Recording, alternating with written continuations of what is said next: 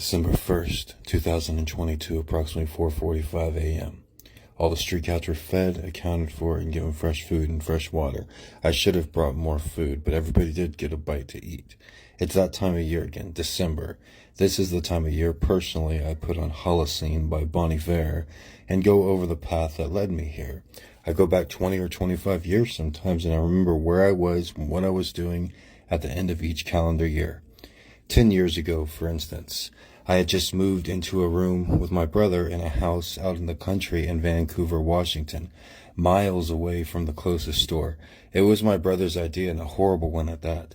This was the last straw, the last time I would ever let my brother lead me somewhere. It was the longest winter of my life, and it seemed like it lasted from November to July, where I didn't see the sun.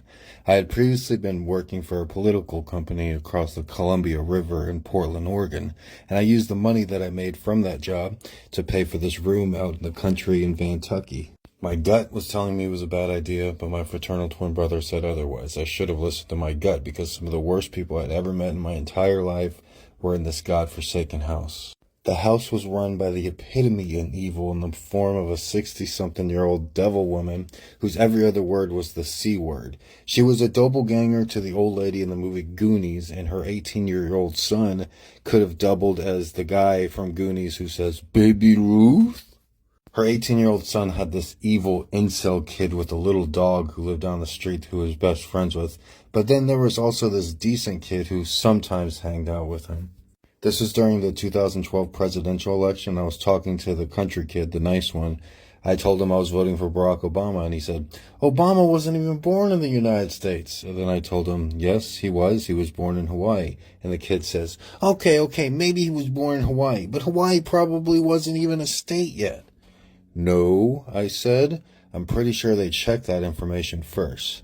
Granted, the kid was a teenager from the country in Vantucky and didn't know diddly squat about life, let alone politics. But at the time, I used it as an example of how dumb Republicans were. I figured I would never vote Republican, but now, after always voting Democrat, I could never see myself voting for that party either.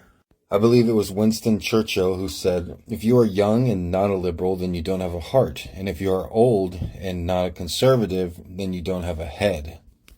This is the best time of year to take an inventory on your life. See where you're going, see where you've been, what can you improve, what is most important to you, what are your goals this year, what would you like to accomplish. They say you're not supposed to tell people your goals because that might jinx it. So I'm not going to tell you exactly what my goal this year is, but you know me, I'm Mr.G.